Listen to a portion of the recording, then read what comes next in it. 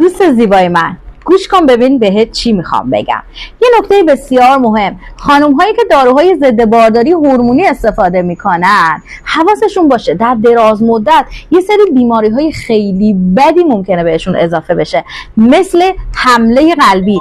پس بیماری قلبی، عروقی، انواع سرطان های پستان، اندومتر رحم و دهانه رحم رو ممکنه مبتلا بشن.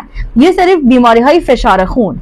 حالا یه سری عوارض خیلی مختصرترش اینه که میل جنسیشون کم میشه، تغییرات خلق و خو دارن، عصبیان، دپرسن، افسردن، درد پستان دارن، بین پریودیاشون لکه بینی میشن و خیلی عوارض دیگه، چاقشون هم میکنه.